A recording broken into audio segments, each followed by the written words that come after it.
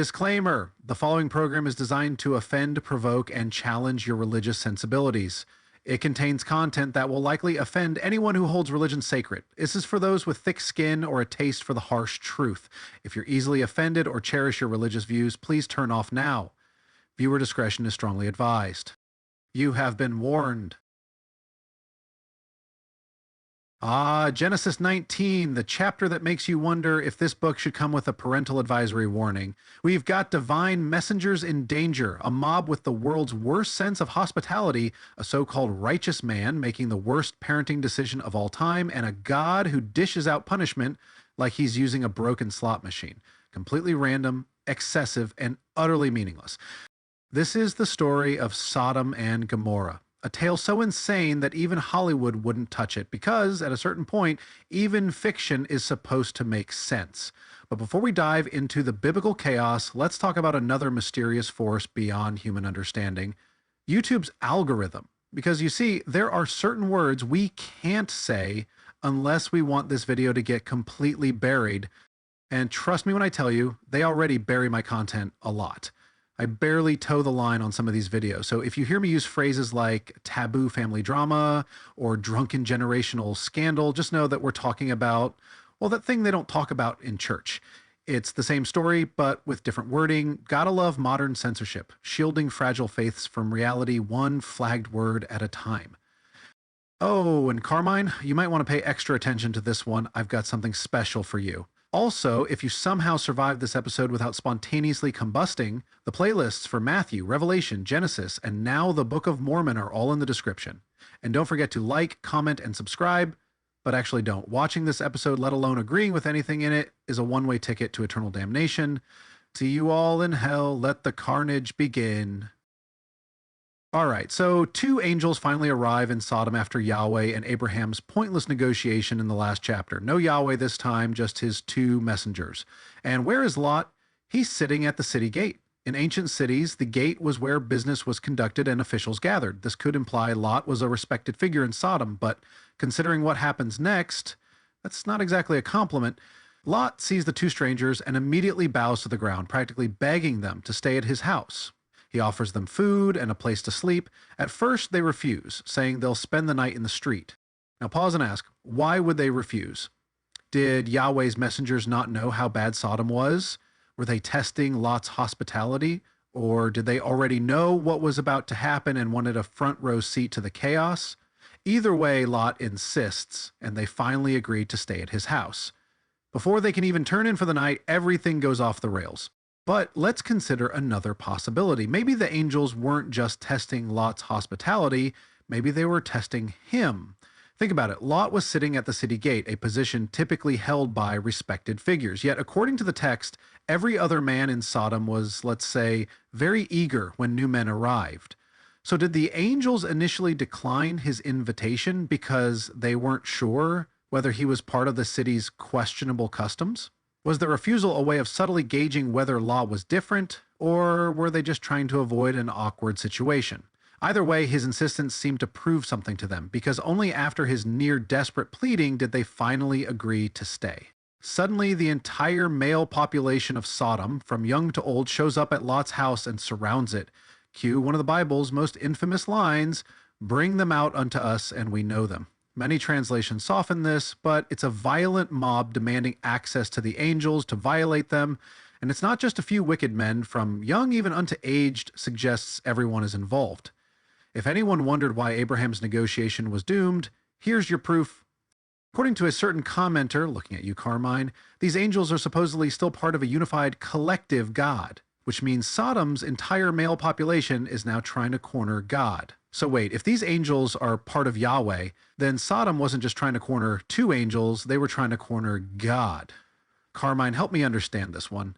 How does an all-powerful deity get cornered by a mob? Is this the kind of sovereign, all-powerful being you want to worship? If that mental picture doesn't make sense to you, well, welcome to Carmine's theology. Now we have to stop here and ask, why now? What was so special about these two men? Lot's been in Sodom for years with his two daughters, who are virgins, never harmed, yet the moment these strangers show up, the entire city becomes a raging mob. It raises serious questions. If Sodom was that evil, why weren't Lot and his family targeted long ago? Why do they only want the angels? They ignore Lot's family entirely.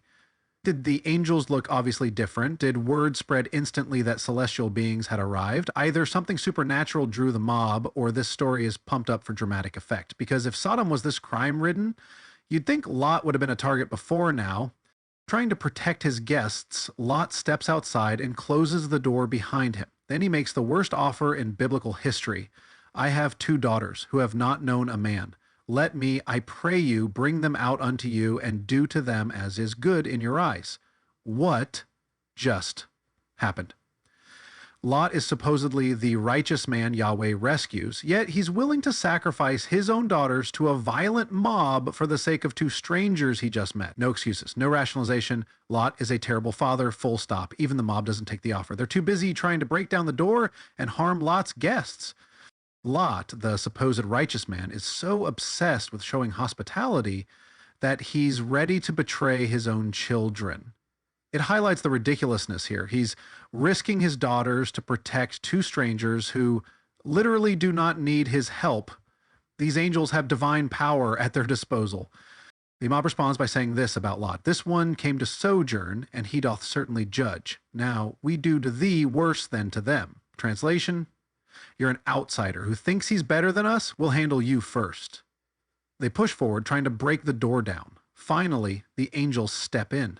They yank Lot back inside, shut the door, strike the entire mob with blindness, and the mob still tries to find the door even while blind. Now pause here again, because this is just odd. Because logically, you'd think being struck blind would be enough to send anyone into an absolute panic. Imagine standing in a mob, fully confident, when bam, you can't see.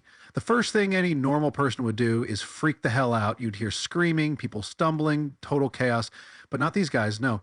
The text says they weary themselves to find the door. Let that sink in. They are actively trying to break into Lot's house while blind.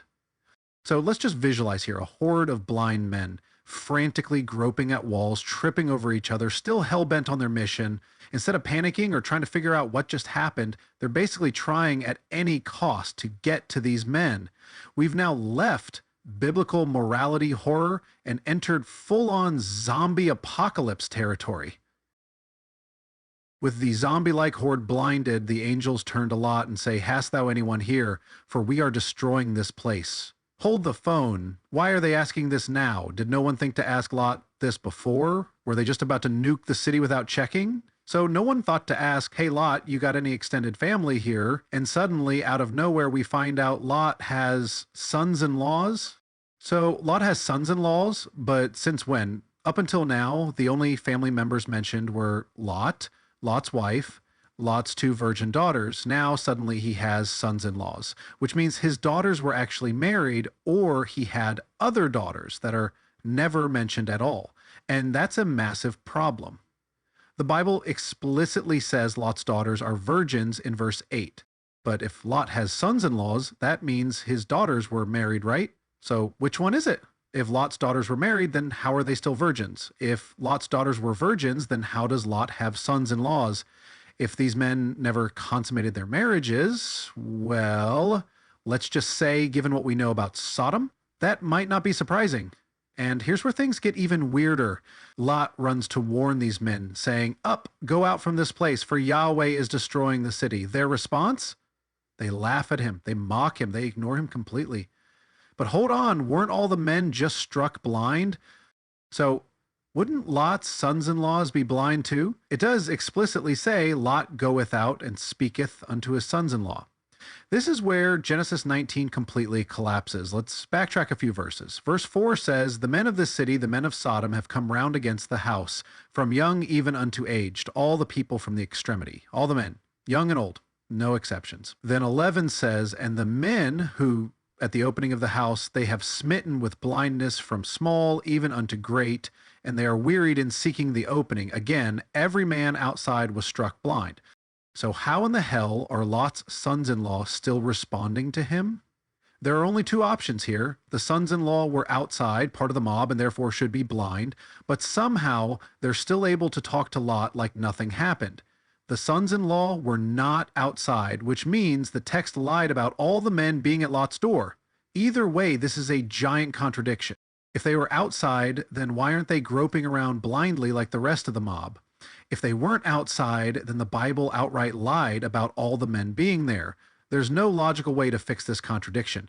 Either Lot is talking to blind men who somehow still see, or the Bible just wrote itself into a paradox. And it turns out Sodom wasn't the sole target. The angels warned, "Look not behind thee, nor stay in all the circuit," in verse 17. That means the entire surrounding region was on Yahweh's hit list. Lot freaks out at the idea of running to the mountains and begs to go to a smaller city called Zoar. Yahweh changes course and spares Zoar just for him. Even more absurd, the angel says, "I am not able to do anything till thine entering thither." So Yahweh's all-powerful wrath is essentially on pause, waiting for Lot's relocation plan. Think of it as omnipotence on a timer. Yahweh's wrath has a literal snooze button because he's holding off annihilation until Lot gets to safety. But why is running even necessary? Couldn't an all-powerful God just teleport Lot? The entire thing feels unsurprisingly made up, as if Yahweh can't start the show until the reluctant, very important guy finds his seat. The entire region was about to be destroyed, but God spares Zoar because Lot asked nicely. The destruction is put on hold until Lot's safe. At daybreak, Lot reaches Zoar, and only then does Yahweh finally press the smite button. Fire and brimstone rained down, consuming Sodom, Gomorrah, and the entire surrounding region. The destruction was literally put on hold until Lot's embarrassingly slow evacuation was complete. Then, in verse 26, we get one of the most infamous moments in the entire story. "And his wife looketh expectingly from behind him, and she is a pillar of salt." So, where exactly was Lot's wife when this happened? Verse 23 made it crystal clear. Lot had already entered Zoar. So if he and his family were already in the city, where was his wife when she looked back? Did she just stop walking? Did Lot keep moving and leave her outside? Was she lingering just outside the walls while Lot and the daughters rushed ahead? This raises a serious problem. If Zoar was safe and Lot had reached it before destruction fell, why wasn't his wife safe?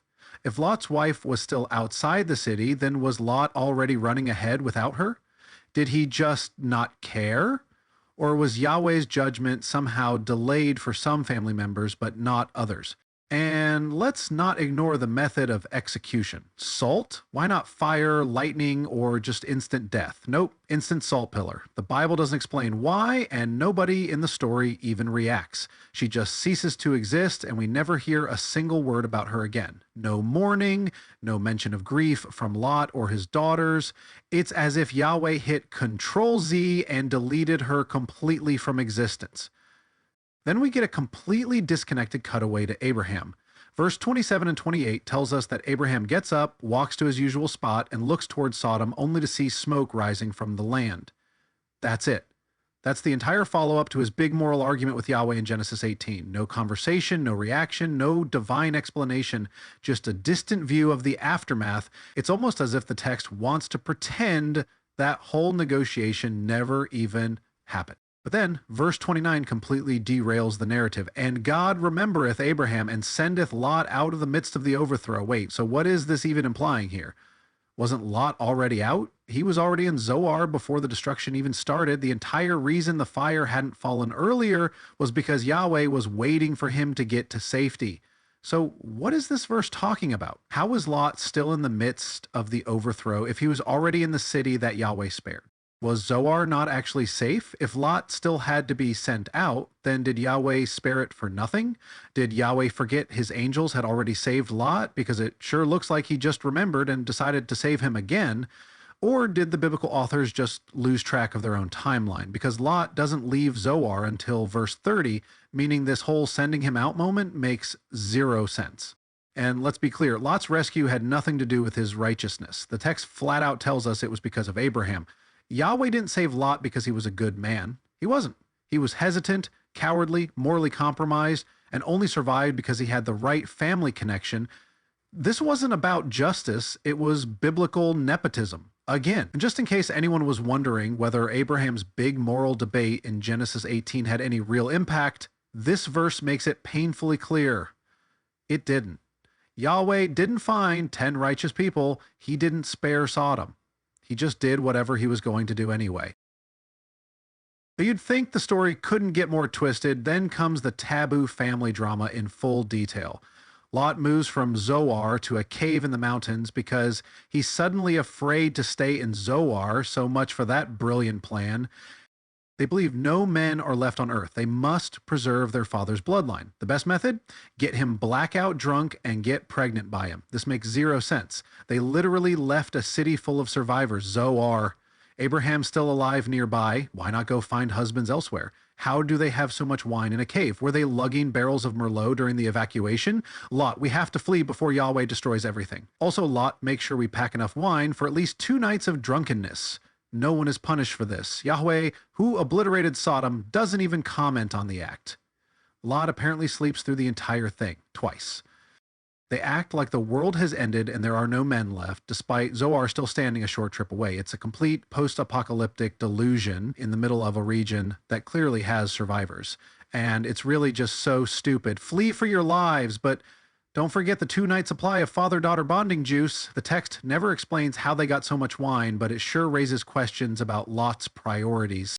The daughters each bear a son, Moab, father of the Moabites, and Ben-Ammi, father of the Ammonites. Both nations end up clashing with Israel throughout the Bible, so the Moabites and Ammonites, conveniently Israel's enemies, get saddled with a humiliating backstory. It's almost like this was written by their political rivals. Israelite Propaganda 101. If you don't like your neighbors, rewrite history so they're the product of drunken inbreeding. Lot fears the mountains, begs for Zoar, then abandons Zoar to live in the mountains anyway. The daughters think humanity ended even though Zoar is right next door. The disgusting plan the girls have is successful twice, yet no divine anger. Meanwhile, Lot's wife died for looking back. Moab and Ammon's shameful origin conveniently aligns with Israelite propaganda against their enemies. Sodom's evil meant immediate fire and brimstone. Yet 2 nights of a drunken inbreeding session draws absolute silence from Yahweh. The moral inconsistency is staggering.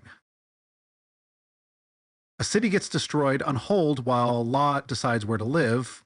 Lot's wife is the only one who dies for a minor infraction. Lot's family, minus the wife, is saved, not because they're righteous, but because Abraham matters more to Yahweh. 2 nights of a drunken inbreeding lead to the creation of Israel's future enemies. No condemnation from God. Genesis 19 is one of the darkest, most contradictory chapters in the Bible. Unstoppable judgment that stops. A righteous man willing to sacrifice his daughters. Catastrophic immorality followed by no moral lesson. And a bizarre wine-fueled twist that feels more like ancient propaganda than Holy Writ. If you were hoping for uplifting spiritual insight, you won't find it here. And let's not forget, the New Testament still calls Lot a righteous man. If that's righteous, what does evil even mean anymore?